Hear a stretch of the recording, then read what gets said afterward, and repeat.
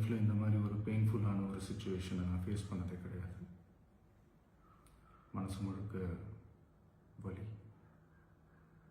வலி மட்டும்தான்.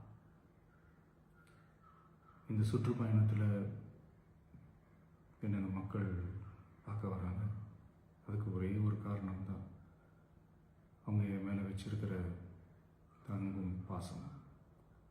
அந்த அன்புக்கும் பாசத்துக்கும் நான் எப்பவும் கடமைப்பட்டிருக்கிறேன்.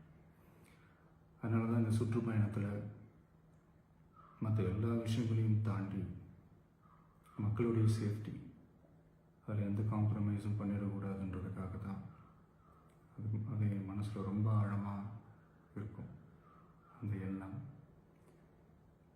அதனால தான் இந்த அரசியல் காரணங்கள் எல்லாத்தையும் தவிர்த்துட்டு ஒதுக்கி வச்சுட்டு மக்களுடைய சேஃப்டி மட்டும் மைண்டில் வச்சுக்கிட்டு அதுக்கான இடங்களை சூஸ் பண்ணுறது, அதுக்கான இடங்களை பார்த்து பெர்மிஷன் கேட்குறது, போலீஸ் டிபார்ட்மெண்ட்டில் அதை ரிக்வெஸ்ட் பண்ணி கேட்போம். ஆனால் நடக்கக்கூடாதது நடந்துருச்சு.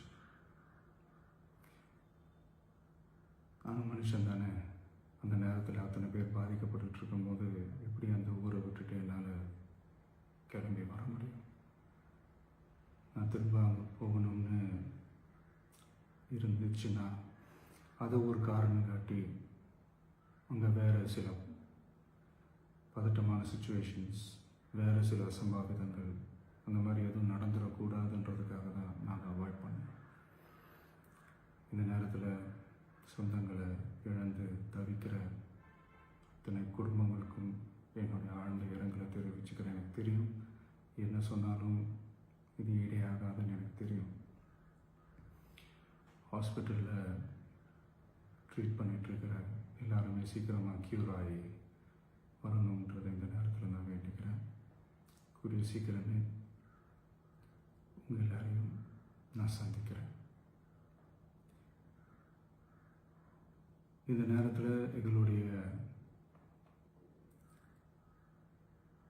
வலிகளை, எங்களுடைய நிலைமையை புரிஞ்சுக்கிட்டு எங்களுக்காக பேசின அரசியல் கட்சிகளை சார்ந்த நண்பர்கள், தலைவர்கள் அனைவருக்கும் என்னுடைய நன்றியை தெரிவிச்சுக்கிறேன்.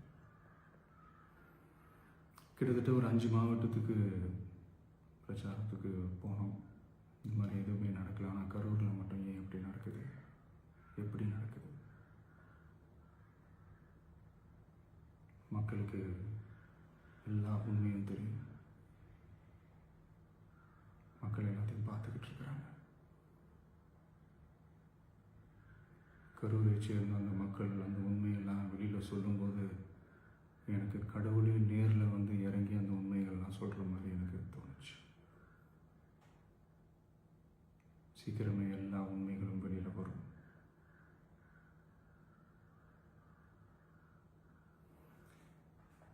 எங்களுக்கு தரப்பட்ட இடத்துல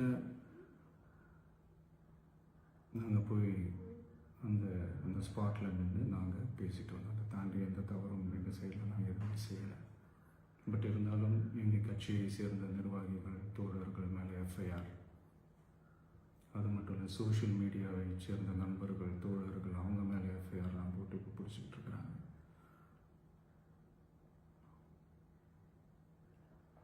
சிஎம் சார், உங்களுக்கு ஏதாவது இந்த பழி வாங்கணும் அப்படின்ற எண்ணம் ஏதாவது இருந்துச்சுன்னா என்ன வேணாலும் பண்ணுங்க. அவங்க மேலே கை வைக்காதீங்க. நான் ஒன்று வீட்டில் இருப்பேன், இல்லை நான் ஆஃபீஸில் இருப்பேன். என்ன வேணாலும் செய்யுங்க. நண்பர்களே, தோழர்களே,